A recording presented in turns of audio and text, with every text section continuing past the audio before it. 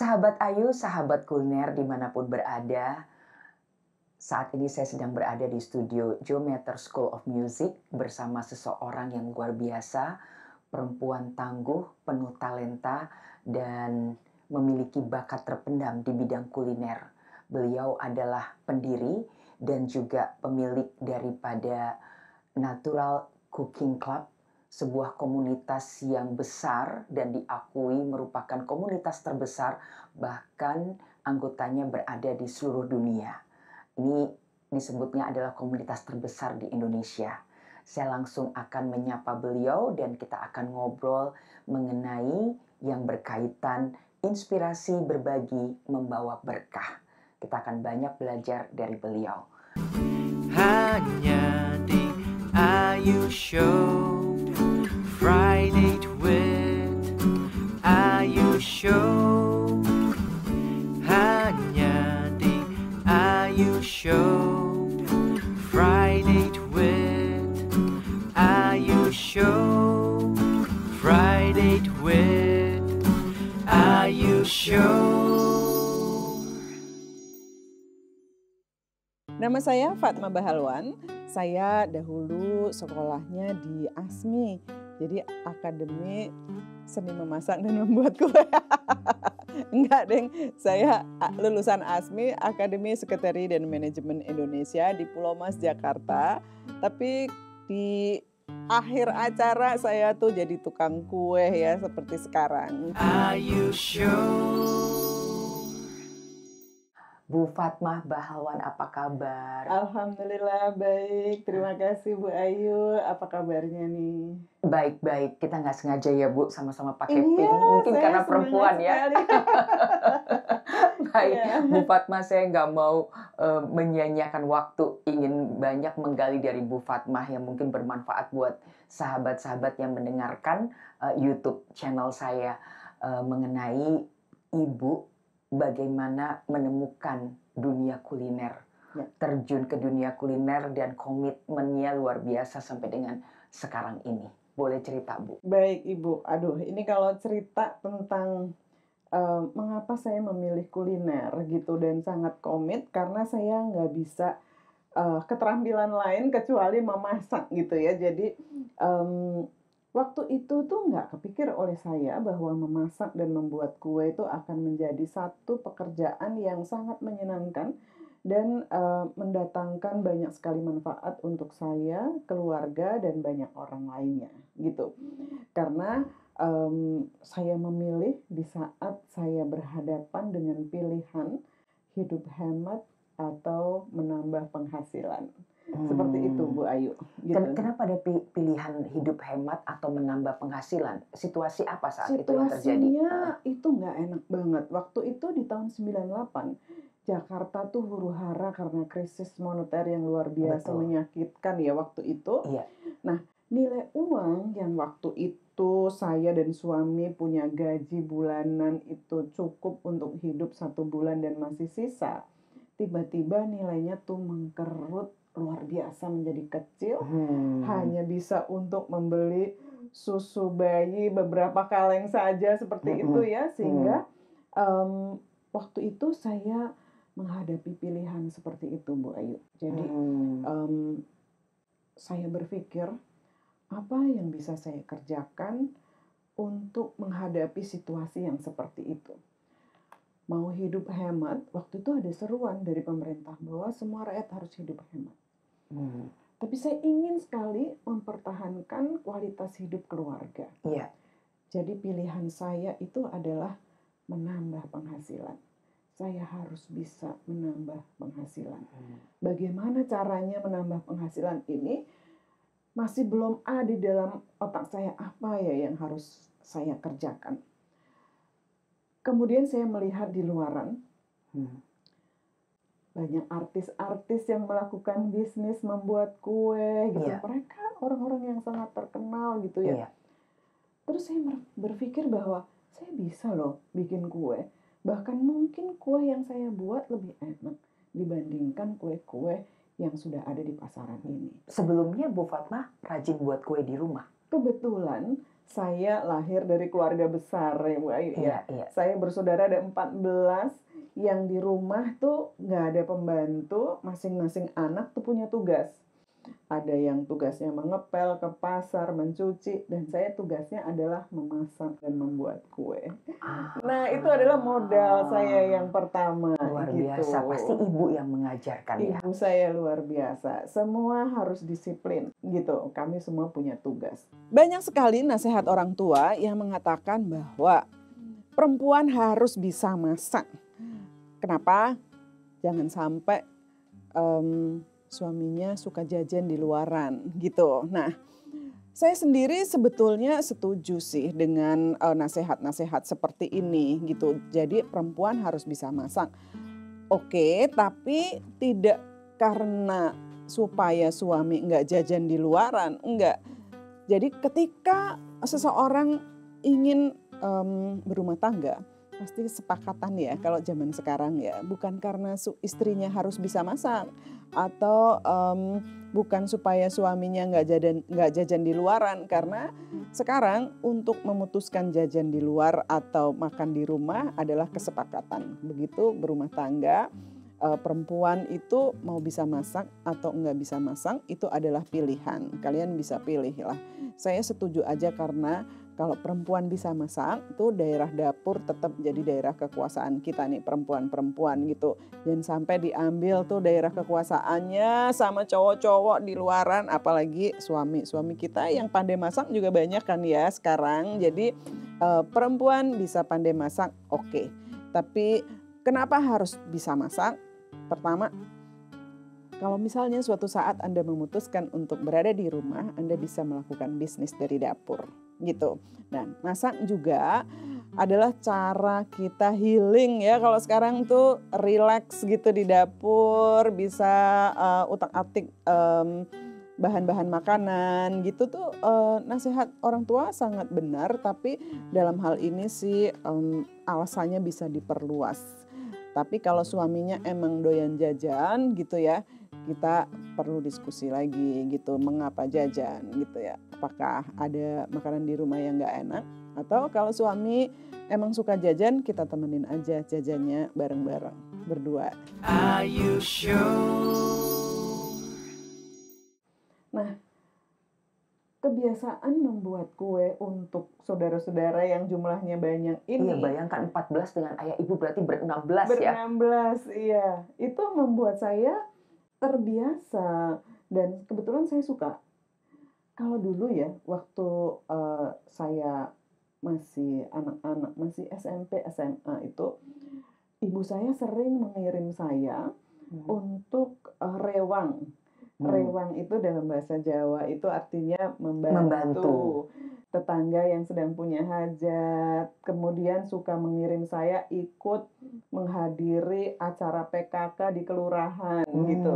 Nah, pada saat rewang itu saya betul-betul banyak belajar gitu karena saya masih anak-anak, mungkin lucu ya waktu itu saya jadi bagian disuruh-suruh, ayo bikin lemper, ayo bikin risoles. Kemudian di kelurahan juga Bu Lurah tuh suka sekali menyuruh saya membantu membagikan kue segala macam kepada hadirin yang ada di kelurahan, menjadikan saya tuh banyak sekali pengetahuan. Kayak pengetahuan yang kemudian ketika saya menghadapi pilihan hidup seperti itu, saya pikir saya bisa bikin kue. Kenapa nggak saya lakukan? Gitu. Itulah yang kemudian saya pilih. Karena saya nggak bisa menari, saya belum menjahit bisa, tapi yang lurus-lurus aja. Keahlian lain tuh yang paling saya kuasai adalah memasak dan membuat kue. Lalu saya manfaatkanlah pengetahuan itu untuk menambah penghasilan. Saya pun ingin berjualan kue, gitu. Tapi bagaimana sih caranya jualan kue? Saya bekerja di kantor. Saat itu menjadi sekretaris ya? Menjadi sekretaris. Sekretaris itu sangat khas pekerjaannya. Dia harus berada di belakang meja, nggak bisa kemana-mana. Kalau bos ada, dia harus ada. Kalau bos tidak ada, lebih harus ada lagi karena mewakili beliau. Betul. Kebetulan terakhir saya itu menjadi eksekutif sekretari. Nah, tapi saya ingin berjualan dan bertemu dengan banyak orang. Itu bagaimana caranya? Alhamdulillah, waktu itu ada Yahoo Groups ya, zaman itu ya. Iya, iya. Itu sekitar saya sudah kenal dengan internet sebetulnya dari tahun 94. Waktu itu internet belum terkenal, tapi saya bekerja di satu grup yang site-nya jauh di Kalimantan gitu ya, Hmm, sehingga perusahaan tuh sewa satelit untuk bisa komunikasi. berkomunikasi Iya. dengan daerah-daerah itu. Sehingga itu sudah terbiasa. Ketika kemudian saya ingin berjumpa dengan banyak orang, tapi harus tetap berada di belakang meja, saya memanfaatkanlah internet ini. Waktu itu masih ada Yahoo Groups, saya Hmm, menjadi aktivis gitu. hmm, Nah, banyak punya teman dari situ, dari iya. Yahoo Groups.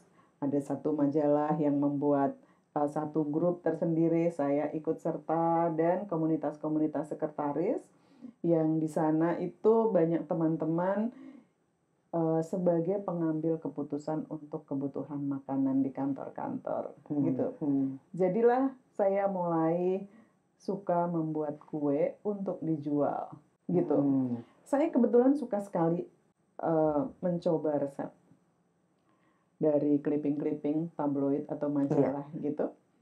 Setiap pagi saya suka membuat, misalnya saya bikin bolu kukus mekar, kan Hmm. seneng tuh ya. Ketika mekar tuh kayak gembira Indah ya, sekali, indah heeh. dan enak itu. Betul. Iya. Biasanya satu resep tuh jadi 15 pieces gitu. Hmm. 5 saya tinggal di rumah, yang 10 saya bawa ke kantor. Oh, Nah, di kantor saya jual, Bu Ayu, oke. gitu. Kepada teman-teman sendiri di Kepada kantor. teman-teman sendiri, udah langsung saya taruh label, harganya Rp1.000. Ingat nggak Bu dulu labelnya apa? Pakai label itu, apa yang biasa untuk tempel stiker Oh, seperti oh itu, iya, iya, gitu ya. iya. Saya masih belum punya nama, Nama, jadi iya. waktu itu pokoknya ya wes kue aja itu jualan saya, harganya 1.000. Taruh di reception di bagian depan kantor, entar teman-teman karena sudah ada harga, mereka beli. Ternyata Cepet teman-teman habis pasti. cepat habis dan mereka sangat suka gitu ya, alhamdulillah gitu. Nah, besok harinya saya bikin lagi, gitu. Oh. Setiap hari akhirnya saya buat. Ada bolu kukus, besokannya lemper, besokannya kroket, besokannya risoles, besokannya kue-kue yang lainnya saya buat juga.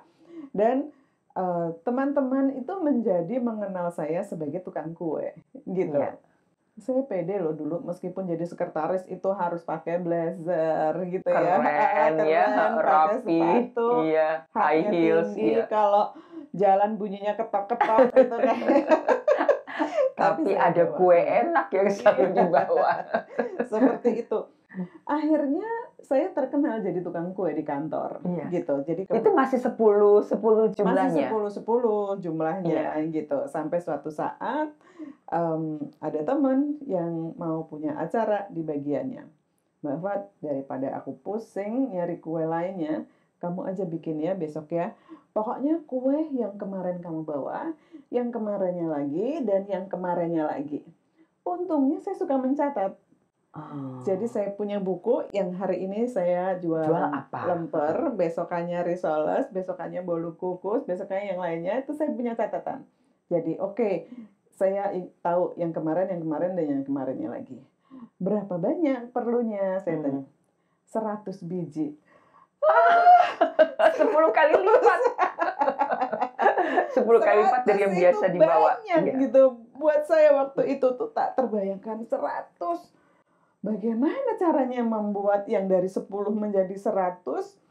Ya Allah, akhirnya saya termasuk orang yang berani ambil tantangan Hmm. gitu ya. Waktu itu saya bilang, "Oke, saya mau gitu ambil." Sampai di rumah mulailah saya menghitung. Kalau klepon untuk 10 orang perlu tepung berapa banyak gitu ya. Kalau risoles untuk 10 berarti saya kalikan semuanya, dan siapa yang akan ngerjain, saya ajaklah ibu-ibu tetangga untuk membantu. Alhamdulillah Hmm. saya masih tinggal di Matraman Dalam 3 yang masih dengan tetangga tuh bisa saling tolong-menolong, udah biasa gitu ya. Dan kalau di kampung kami itu minta bantuan tuh yang bantuin seneng gitu, ya Hmm. seneng, malahan mereka udah bawa baskom, bawa pisau, bawa Bawa peralatan peralatan, sendiri ya? iya gitu. Jadi Oh. aku yang ngerjain ini, aku yang ngerjain ini gitu. Sangat menyenangkan. Tidak terasa itu menjadi, bisnis ya yang, kemudian Oh, sangat bisa menambah penghasilan saya di rumah, gitu. mmm, Sekali waktu suami komplain juga sih, apa "Kamu tuh katanya? kamu tuh pulang kerja langsung Langsung kerja kerja lagi, lagi," ya? gitu. "Ya anak-anak nih nggak keurus," gitu Mhm ya. mhm. "Ya sudahlah ayo kita bantuin," gitu. "Emangnya emangnya kurang uangnya apa gimana?" "Ya udah oke." Besok harinya saya meeting dengan suami. Iya. "Yuk kita diskusi mengenai hal ini. Berapa banyak uang yang saya hasilkan dari urusan tiap pagi bawa kue Iya, dan terima pesanan ini?" Setelah dihitung ternyata hasilnya sudah mulai melebihi gaji kantor. gajinya. Iya, jadi Mmm, tidak terasa itu pekerjaan membuat kue, mhm, itu hasilnya memang bagus, mmm. gitu. Sehingga itu berjalan terus, gitu. Dan itu juga menambah tidak untuk Ibu sendiri kan, Yes. menambah juga pundi-pundi tetangga kan? Betul betul, para tetangga ini senang sekali karena mereka juga ikut mendapatkan penghasilan. Iya. Malahan kemudian kalau nggak ada kerjaan mereka nanyain, "Nggak ada Oh, pekerjaan lagi, nggak ada iya pesanan iya, lagi," dan mereka mendoakan, mmm, "Mudah-mudahan besok lagi ada pesanan lagi ya," luar gitu, biasa. luar biasa. Itu merambat Bu Ayu ya, nggak cuman para tetangga ini, tapi tukang sayur yang biasa, suplai ya, karena Mhm, saya termasuk, pengusaha kecil-kecilan yang, nggak seneng belanja di pasar induk. Saya lebih suka di dekat rumah tuh ada pasar kecil gitu yang tukang sayur, yang biasanya kalau saya perlu sayuran atau bahan lainnya, saya akan tanya sama dia, "Bisa nggak kamu besok kalau pesanan lagi banyak nih ya, kasih saya buncis 10 kilo?" "Wah, bisa." wow. Dia senang sekali Iya karena iya biasanya sedikit kan iya, jualannya, ini tapi saya 10 bilang, kilo. "Besok 10 kilo." Terus luar biasanya lagi, dia akan tanya, "Ibu sudah ada ya yang motongin?" Katanya. "Belum, istri saya aja yang potongin." Ya Masya Allah, Allah. luar biasa ya. Mhm. Sehingga saya meyakini ketika kita punya niat sebetulnya, Tuhan tuh sudah ngumpulin orang-orang Orang yang yang akan akan membantu. membantu. Sepertinya saya membayangkan tuh ya Allah sedang bermain puzzle. Ketika Mmm, saya ada di sini, ini loh yang akan bantu kamu, ini loh yang akan. Jadi setiap kali ada komunikasi, setiap kali itu juga bantuan datang. Itu luar biasa. mmm, Saya tidak putus-putusnya bersyukur untuk itu. iya iya iya. Iya. Nah, dari situ kemudian Ibu memutuskan untuk berhenti bekerja? Ibu Ya, keluar itu. dari comfort zone Betul ketika banget. bisnis mulai Ketika sudah menanjak? mulai Iya, berkembang, ketika, kebetulan saya dipindah. Kantor yang tadinya di Jalan Sudirman, saya harus pindah ke daerah selatan, di Cilandak waktu itu. mmm, Perjalanan semakin jauh dan sudah pasti lebih lelah. Waktu itu, bulan Ramadan, pulang kerja naik bis ya, saya masih naik bis Patas waktu itu ya, sekarang nggak ada lagi ya bis iya bis Patas Patas. itu ya. Sekarang Iya, Transjakarta. betul. Bulan puasa, buka puasa itu maghrib ada di dalam bis, saya minum minuman kotak dan perut saya menjadi sakit. Sampai rumah saya harus bikin pesanan lagi. Mmm, Pada saat itu, saya berdoa, "Ya Allah, jika Engkau izinkan, tahun depan saya nggak boleh seperti ini. mmm, Tahun depan saya harus berubah. Saya harus adil pada diri saya sendiri. Saya harus memilih mau bekerja atau melakukan bisnis." Dan itu luar biasa. Ramadan tahun depannya, itu saya berniat di tahun 2003, Ramadan 2004, 2 minggu sebelum bulan Ramadan, saya memutuskan untuk berhenti bekerja. mmm, Waktu itu, bos saya itu orang yang luar biasa, namanya Bapak Mahnan Kamaludin. Dia bertanya, "Kamu berani?" Saya berani, Pak. mmm, Saya iya, sudah memulai, saya sudah memilih. Dia tanya, "Kamu perlu bantuan apa?" Saya bilang, "Saya perlu bantuan rumah." "Buat apa rumahnya?" untuk dapur. "Untuk dapur dan saya akan mengajar di situ. Saya ingin banyak orang bisa melakukan hal seperti yang saya kerjakan. Saya bersalaman beliau. Dia bilang, kamu sudah niat ya Fatma ya? Iya, bismillah saya kerjakan. Jadi Oktober tahun 2004, setahun setelah Ramadan saya berniat, saya memutuskan untuk berhenti bekerja. Waktu itu emang rasanya tuh luar biasa gitu ya. Saya berhenti bekerja adalah keputusan yang luar biasa buat saya. Karena saya akan kehilangan penghasilan setiap bulannya. Iya, Gitu. penghasilan yang sudah tetap Ya kan. sudah Ya. tetap. Saya Sudah pasti, akan ya. melakukan bisnis yang nggak tahu kayak gimana gitu. Tapi waktu itu saya seperti punya semangat yang luar biasa. Karena saya sudah berniat untuk berhenti bekerja. Saya sudah mengambil keputusan. Saya harus bertanggung jawab pada keputusan saya. Jadi, dalam pikiran saya, seandainya kamu jualan kue, kamu nggak sukses, bagaimana? Gitu. Otak saya bertanya jawab. Ya sudah, saya jualan makanan saja. Jualan apa? Jualan ayam goreng. Nyonya Soeharti jualan ayam goreng luar biasa dan dia bisa jualan di seluruh Indonesia. Iya. Dia ibu-ibu loh. Iya. Saya kan harusnya juga bisa, gitu. Kenapa tidak? Gitu. Kalau jualan ayam nggak laku, bagaimana? Ya sudahlah, paling tidak saya jualan tahu dan tempe. Saya bikin tempe bacem yang enak, tahu bacem yang enak, saya kemas besek yang bagus, saya akan jualan. Siapa yang akan beli? Waktu itu belum ada online ya? Waktu itu tidak ada online. Iya. Siapa yang akan beli? Saya pikir, saya akan paksa banyak orang untuk membeli. Cara maksanya bagaimana? Bahasa Jawanya yo towo, menawarkan. Tawarin gitu. Iya. Orang lain jualan permen sugus aja bisa bikin iklan di TV gitu. Iya. Kok bisa? Kamu jualannya kan lebih bagus. Jualan kue. Ini permen loh, kok bisa sih permen? Bisa pasang iklan di TV yang harganya nggak murah. Gitu. Saya ngitung. Kalau satu orang makan permen 10 setiap hari, ini Jakarta penduduknya banyak banget. Berapa banyak makan permen? Nggak ada orang beli permen satu gitu ya. Terus saya juga mikir, seandainya waktu itu di kantor saya ada 15 lantai, semua orang beli kue saya nggak akan sanggup melayani. Itu cuma satu gedung. Satu RT tempat tinggal saya, semua orang beli kue saya nggak akan sanggup. Apalagi satu DKI. Sekarang tugas saya hanya mencari uang untuk rumah tangga saya. Masa kamu nggak bisa sih? Berkata saya pada diri sendiri. Jangan menyerah.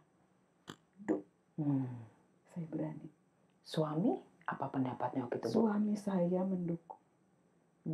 Jadi waktu itu ketika setelah meeting dan ternyata uangnya lumayan bagus, dia mendukungnya bisa karepmu. Jadi karena suami saya bukan tipe yang kami di Jawa suka bilang bedal-bedal sakarepe dhewe gitu ya. Jadi ini bedal dalam rangka positif. Saya berani. Ya.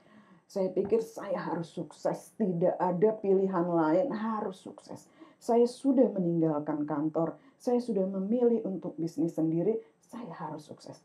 Tidak ada pilihan lain, saya harus sukses.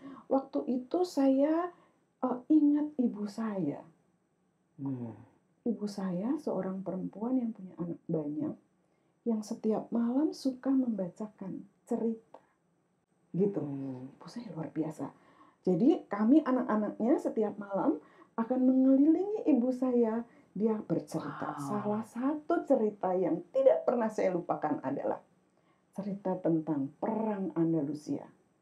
Bagaimana seorang panglima perang membakar seluruh kapal perangnya. Supaya apa? Supaya tentaranya tidak mundur. Maju terus perang. Tidak ada pilihan. Mundur itu kecemplung ke laut, dimakan ikan. Tapi kalau perang, mati itu berpahala. Jadi harus berani. Saya pikir, saya mau menang. Saya mau memenangkan kehidupan ini ya, Bu. Yes, saya ingat ibu saya yang selalu menyemangati seperti itu. Tentara saja membakar semua. Saya tiba-tiba bicara sama suami saya. Kita jual aja ya rumah kita. Kamu kenapa? supaya semangat saya tinggi. Jadi saya punya niat untuk beli rumah. Ya nggak usah lah seperti itu, Iya gitu iya ya. iya. Saya pikir saking semangatnya saya. Iya iya. Tapi waktu itu semangat saya luar biasa. Salah satunya saya ingat ibu saya yang suka bercerita itu. Ayo, nggak ada pilihan lain. Pilihannya adalah sukses.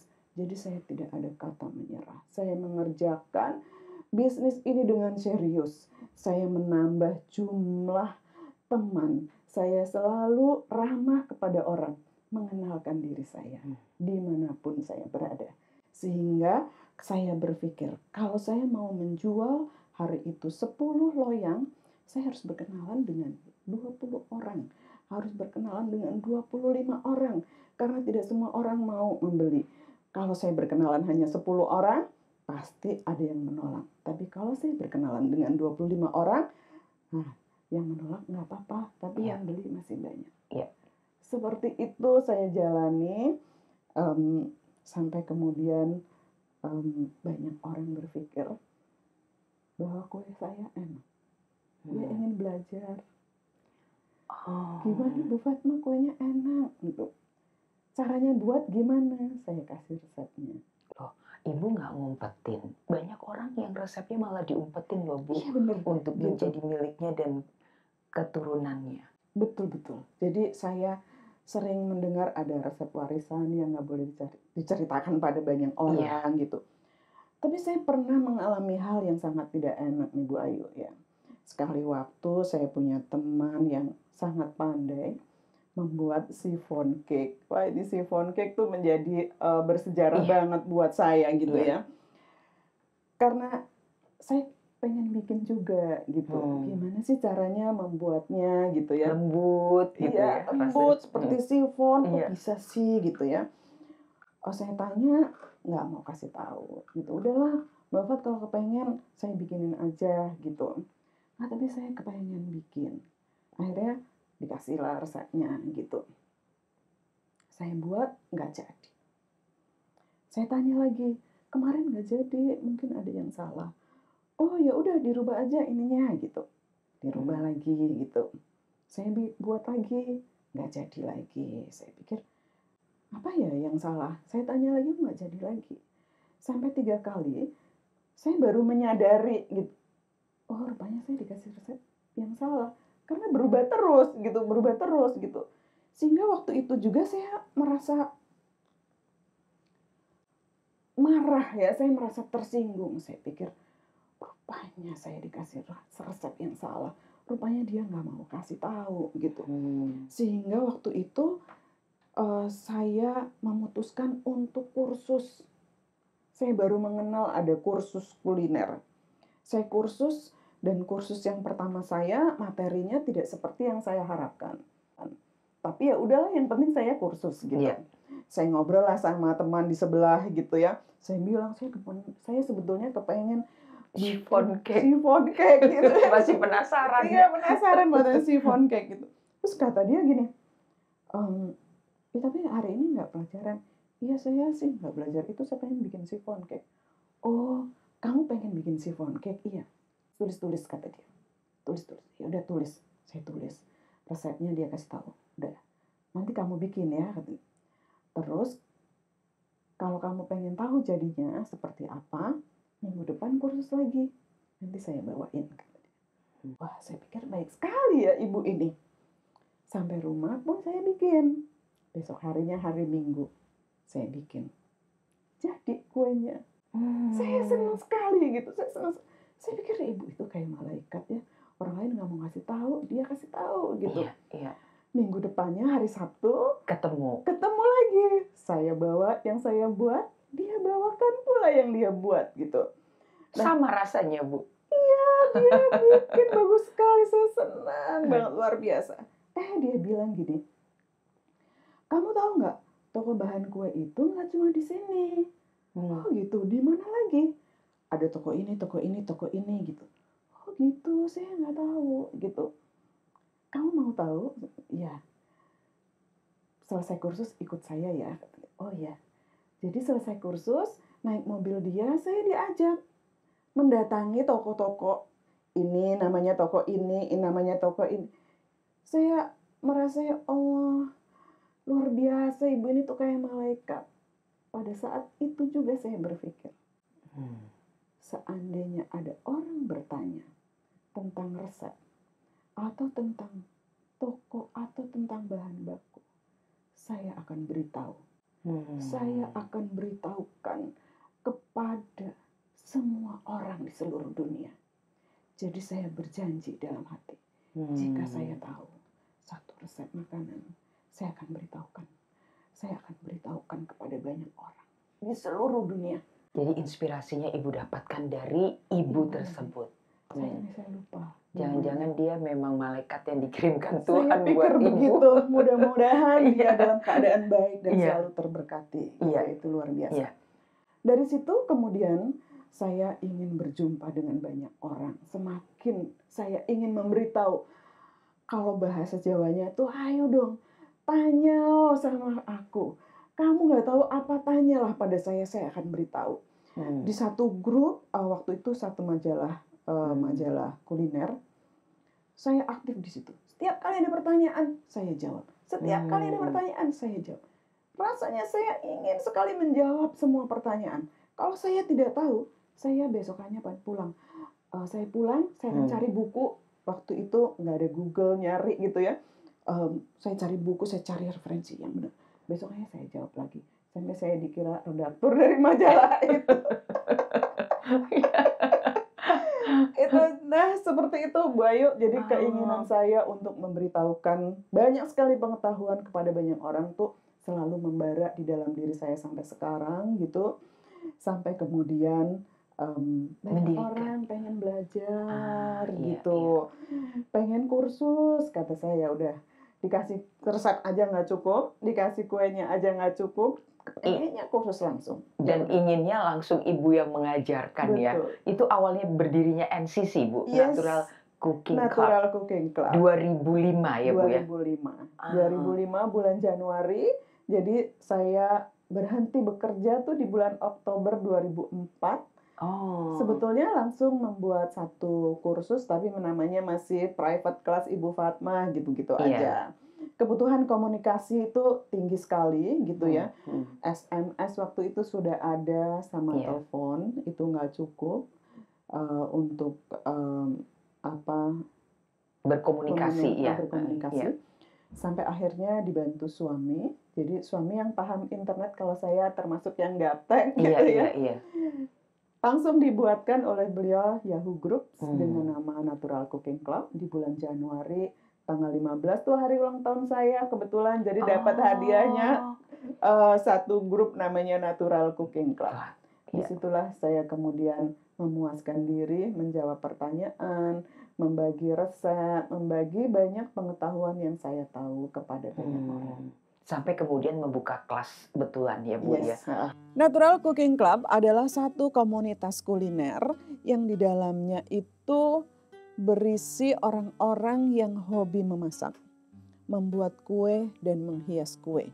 Termasuk di dalamnya adalah memotret kue gitu. Jadi hobi ini ngumpul jadi satu dalam waktu 24 jam. Diskusi di dalamnya itu isinya kuliner semuanya. Kenapa saya bilang 24 jam? Karena anggotanya ada di seluruh dunia. Ketika siang mereka malam, ketika mereka malam kita siang, itu sehingga 24 jam diskusi tentang makanan semuanya gitu ya. Termasuk bisnis makanan. Informasi-informasi yang selama ini suka jadi rahasia, di mana bahan baku bisa didapat, di mana kemasan bisa didapat, bagaimana menentukan harga jual, gimana sukses membuat kue supaya enggak bantet gimana dan lain sebagainya, kita diskusikan habis di dalam komunitas itu. Termasuk menjadi pasar ya. Jadi karena member NCC sudah sedemikian banyak jumlahnya, bayangin di grup Facebook member kita tuh sudah lebih dari 140.000 meter, sehingga terjadi pasar. Yang jualan sama yang beli ada di situ. Jadi kalau satu member ingin melakukan bisnis dari rumah, promosi saja di grup itu insya Allah sudah sukses.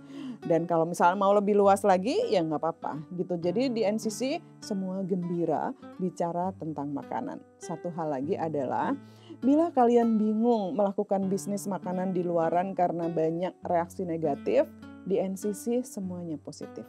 saatnya Anda berada di NCC adalah ketika butuh dukungan. Kuenya bantet, curhat aja di situ. Gagal bikin kue, curhat aja di situ. Reaksinya tuh nggak ada yang bilang, udahlah serahkan pada ahlinya, tuh nggak. Pasti akan dikasih tahu. Oh salah ngocoknya, kurang kental. Oh beli bahannya jangan di situ, di sana saja. Kemasannya kurang bagus, beli lagi di sana. Semua informasi itu ada. Nama saya Nadra Syahab. Saya adalah salah satu moderator di Natural Cooking Club atau NCC. Saya adalah salah satu pengajar di NCC. Awalnya saya tuh belajar belum ada NCC sih. Ketemu sama Bu Fatmah, dulu masih kerja, terus searching di Yahoo ya. Ketemu tuh alamatnya gitu, terus belajar, terus nggak tahu nyambung aja, terus sering belajar. Lama-lama Bu Fatmah bilang, udah kamu mampir ke rumah saya aja, bantuin saya aja kalau kamu lagi kosong. Akhirnya belajar, lama-lama istilahnya dijorokin sama Bu Fatmah suruh ngajar. Akhirnya tadinya nggak berani, tapi udah tandem aja dulu sama siapa. Begitu tandem lama-lama, udah itu nggak ada temennya, ngajar aja di situ sendiri. Tapi nggak gimana, udah bisa, kamu pasti bisa, kamu udah ready. Terus akhirnya ngajar, lama-lama biasa. Akhirnya ngajar. Begitu gembiranya kami di NCC sehingga satu sama lain itu seneng kalau temennya sukses. Karena cita-citanya berada di NCC adalah sukses sama-sama dan masuk surga sama-sama insya Allah. Ayu Show. Dan cateringnya gimana Bu bisnisnya sejak itu? Catering itu masih saya jalani ya. Jadi ketika saya kemudian berhenti bekerja, itu catering tetap jalan, tambah berkembang gitu terus. Sambil mengajar, tetap menjalankan catering, terima pesanan kue, sampai wedding cake pun saya buat gitu.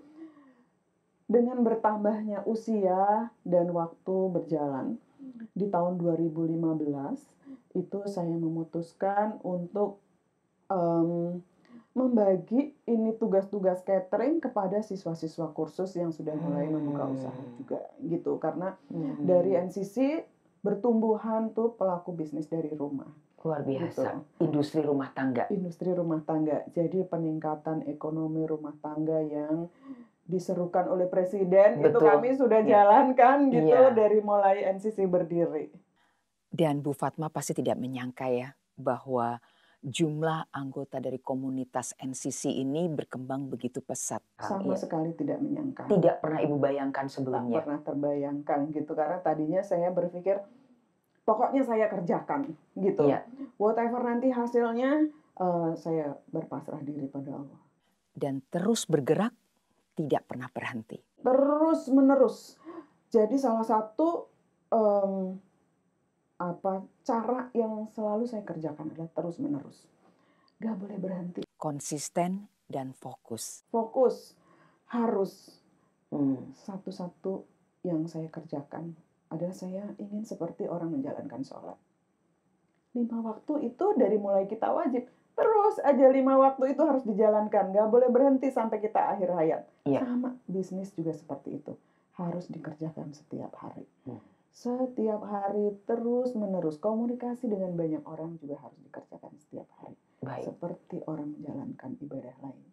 Nah sahabat Ayu, sahabat kuliner, kita semua sudah mendengarkan bagaimana asal muasal Bu Fatmah menemukan passionnya hingga bisa membangun bisnis dan komunitas yang begitu besar. Awalnya Bu Fatmah hanya ingin mempertahankan penghasilan yang dimilikinya, jangan sampai penghasilan itu turun, bahkan kalau bisa melebihi apa yang sudah ada hingga bermanfaat untuk keluarga, namun kenyataannya memberikan dampak yang besar dan manfaat yang luar biasa kepada orang lain. Dan pada bagian kedua nanti kami akan membahas tentang bagaimana kendala yang beliau temui pada saat membangun bisnis, pada saat pandemi, dan juga tentang persaingan bisnis. Sampai jumpa minggu depan di Ayu Show, Inspiring People to Grow. Hanya di Ayu Show, Friday with Ayu Show, Friday with Ayu Show.